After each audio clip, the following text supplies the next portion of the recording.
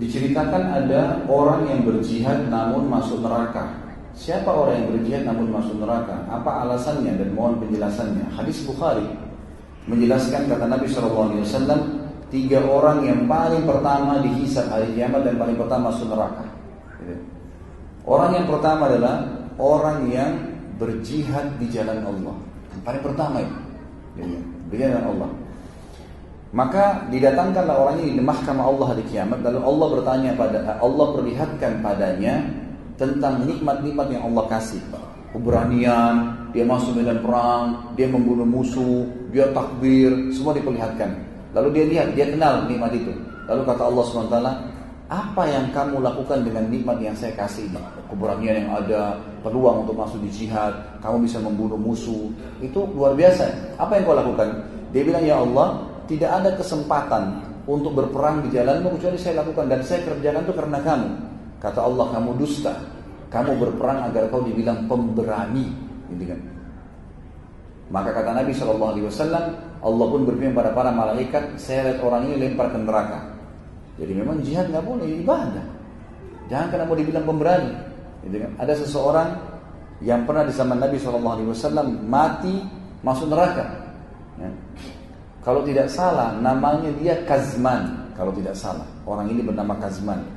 Jadi dia masuk medan perang, dia waktu di perang Uhud tuh, dia perang sana sini, banyak menyerang musuh di awal-awal peperangan, bahkan membunuh beberapa sahabat mengatakan orang ini ahli surga nih.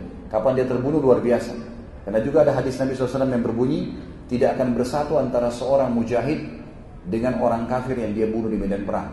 Tidak akan bersatu ya. Dalam arti kata memang di sini dia kalau sudah membunuh satu orang kafir, dia akan selamat dari api neraka, jaminan. Gitu. Maka sahabat mengatakan orang ini ahli surga nih. Lalu kata Nabi SAW, tidak, dia masuk neraka. Sahabat semua penasaran, diikutin, kenapa nih dikatakan neraka?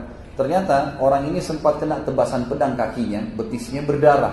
Karena kesakitan, dia turun dari kudanya, kemudian dia ambil pedang, lalu dia tusuk badannya sendiri, dan dia mengatakan, saya berperang untuk membela kaum saya, orang-orang Madinah maksudnya, gitu kan?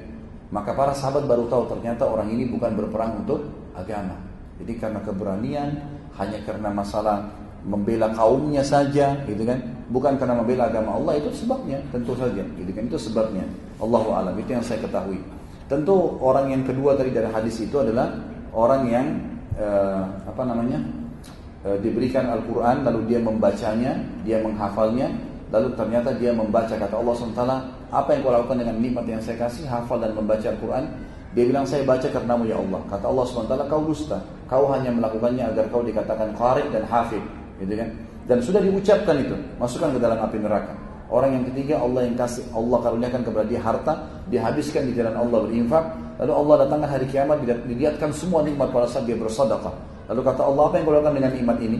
Dia bilang, saya bersedekah di jalanmu ya Allah. Kata Allah, bohong, kamu bersedekah agar kau dikatakan orang yang ringan tangan atau pemurah. Maka dilemparkan ke dalam api neraka. Allahu a'lam.